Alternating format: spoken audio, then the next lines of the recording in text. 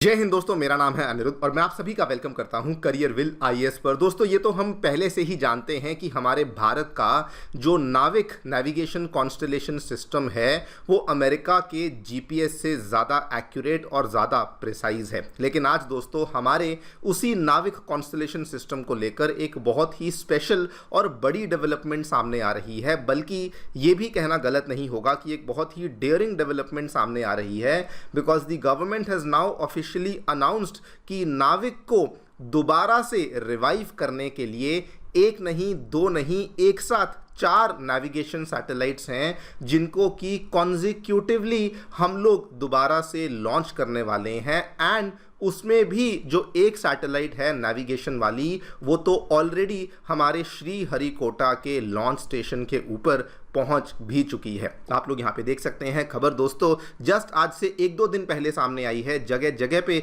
इसको कवर किया गया। NavIC revival gains momentum as NVS यानी कि navigation satellite number 3 readies for launch with 3 more satellites जिनको कि प्लान किया गया है। यहाँ पे भी देख पाएंगे ऑलमोस्ट हर मेजर मीडिया हाउस के द्वारा इस बड़ी खबर को कवर किया गया है। ना दोस्तों, वैसे तो पूरी डिटेल में हम लोग चर्चा करेंगे कि क्यों ये बहुत ही बड़ा स्टेप बन जाता है, specially with respect to India, specially with respect to India's navigation services. लेकिन दोस्तों 2 कारण की वजह से ये वाली डेवलपमेंट बहुत ही स्पेशल बन जाती है। पहला कारण ये, जस्ट आज से लगभग 1 हफ्ता पहले की बात है, हमारे ही नाविक को लेकर गवर्नमेंट ने कहा था कि फिलहाल नाविक की जो सिचुएशन है वो ऐसी हो चुकी है कि जो ऑपरेशनल सैटेलाइट्स हैं वो केवल 3 पे आ चुकी हैं, जिस वजह से अब वो स्टैंड अलोन नेविगेशन प्रोवाइड नहीं कर सकता।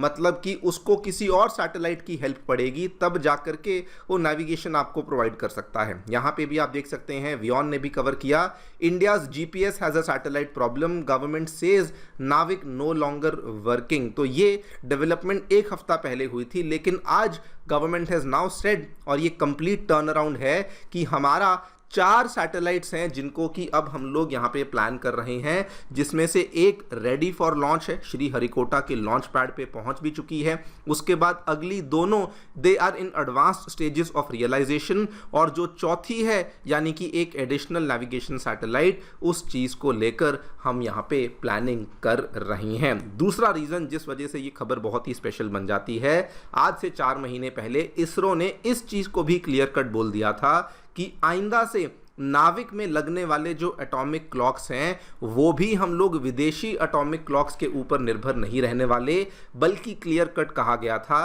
कि भले हमें चैलेंजेस को फेस करना पड़े, लेकिन हम लोग western countries specially European countries से ये वाले एटॉमिक क्लॉक्स को प्रोक्योर नहीं करेंगे, और हम लोग अल्टीमेटली इन क्लॉक्स को खुद ही बनाने वाले हैं। बात करेंगे पूरी डेवलपमेंट के बारे में, क्या दोस्तों देखने को मिला है, क्या इसका बैकग्राउंड है, फिलहाल कौन सी सैटेलाइट्स चल रही हैं, इसरो के आगे के प्लान्स क्या हैं, कौन सी सैटेलाइट्स को लॉन्च किया जाएगा, क्या इससे फायदा होगा, सब चीज़ों के बारे में समझा जाएगा। आइए शुरू करते हैं मेरे साथ। मेरा नाम है अनिरुद्ध। यदि आप लोग हमें फॉलो करना चाहते हैं तो दिए गए टेलीग्राम चैनल के माध्यम से ऐसा कर सकते हैं। ऑल्सो दोस्तों, आगे बढ़ने से पहले आप सभी को इन्फॉर्म करना चाहूँगा कि करियर विल की तरफ से सीसैट के स्पेशल बैच को अनाउंस कर दिया गया है, जिसका जो बैच है वो 10 अगस्त से स्टार्ट होगा।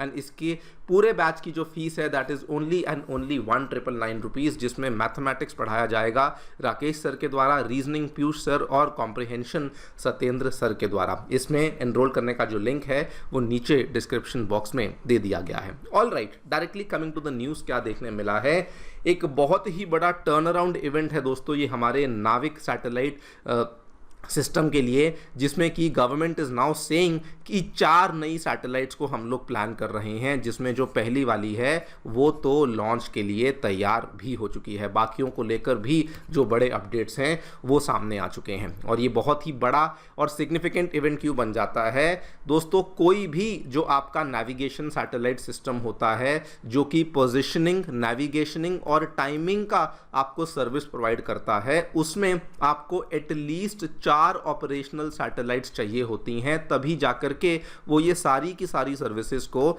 एक्यूरेसी और प्रिसीजन के साथ ऑफर कर पाता है। लेकिन इंडिया के केस में दोस्तों ये वाला नंबर केवल 3 पर ही आ चुका था। एंड द फैक्ट कि नाउ गवर्नमेंट इज सेइंग कि चौथी सैटेलाइट को हम लोग जस्ट अभी लॉन्च करने वाले हैं, ये इसीलिए बहुत ही बड़ी बात बन जाती है। बिफोर वी टॉक अबाउट इसके फायदे क्या होंगे, मैं आपको थोड़ा इसका बैकग्राउंड यहाँ पे बता देता हूँ। दोस्तों, इंडिया का जो नाविक, जिसको हम लोग पहले IRNSS के नाम से भी जानते थे, ये नेविगेशन कॉन्स्टलेशन सिस्टम जो है, ये असल में 2-3 बड़ी प्रॉब्लम से जूझ रहा था। नंबर 1 तो सैटेलाइट के कई सारे फेलियर्स हो रहे थे, उसके बाद कई सारी प्रॉब्लम्स इसके ऊपर लगे हुए एटॉमिक क्लॉक्स को लेकर थी, जो कि हमने विदेशों से लिया था। एंड नंबर 2, इसके अंदर लगी हुई जो भी सैटेलाइट्स हैं उनको टाइमली रिप्लेस करना पड़ता था, लेकिन वहाँ पे हम लोग बहुत सारी चीज़ों में कभी कभी डिले हो रहा था और कभी कभी हमें सेटबैक भी फेस करना पड़ रहा था। एज ऑफ जुलाई 2025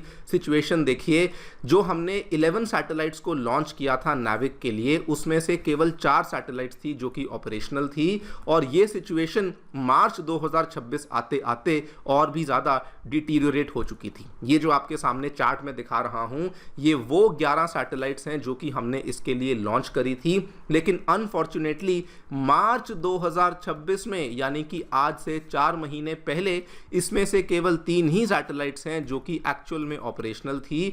बाकी सभी की सभी सैटेलाइट्स जो हैं वो यहाँ पे या तो नेविगेशन नहीं दे रही थी या फिर वो ऑपरेशनल नहीं थी, और इनमें से 2 सैटेलाइट्स ऐसी थी जिनके लॉन्च में ही प्रॉब्लम आ गई थी।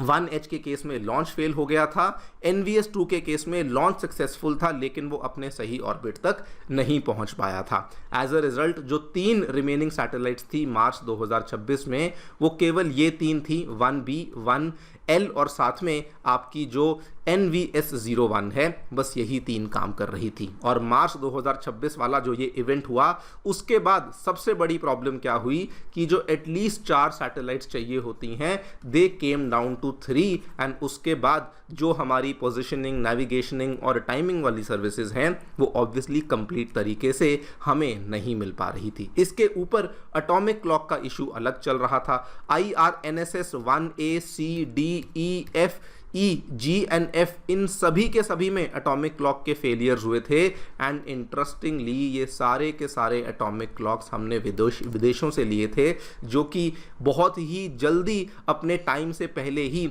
यहाँ पे फेल हो चुके थे। एड ऑन टू दैट, जो हमने NVS-02 एक रिप्लेसमेंट सैटेलाइट की तरह लॉन्च किया था, जिसको जनवरी 2025 में लॉन्च किया था, वो वाला भी सैटेलाइट अपने सही ऑर्बिट तक नहीं पहुंच पाया था। मतलब कि कुल मिला के सिचुएशन IRNSS के लिए, नाविक के लिए बहुत ही खराब चल रही थी। लेकिन अभी जो टर्न अराउंड हुआ है वो काफी सिग्निफिकेंट है। गवर्नमेंट ये कहती है NVS-02 के फेलियर ने हमें बहुत कुछ सिखाया, और वहीं से सीखते हुए, वहीं से आने वाली प्रॉब्लम से अब हम लोग NVS-03 को यहाँ पे लॉन्च करने वाले हैं। जो भी हमने अनॉमलीज NVS-02 में देखी, उसी चीज के ऊपर हम लोग करेक्टिव मेजर्स को लेने वाले हैं। NVS-03 को लेकर जो लेटेस्ट अपडेट है, it is already at Sriharikota awaiting the launch clearance, और साथ में इसमें एक और सैटेलाइट है जो कि लॉन्च करी जाएगी, अर्थ ऑब्जर्वेशन सैटेलाइट नंबर 5, उसके साथ में NVS-03 को भी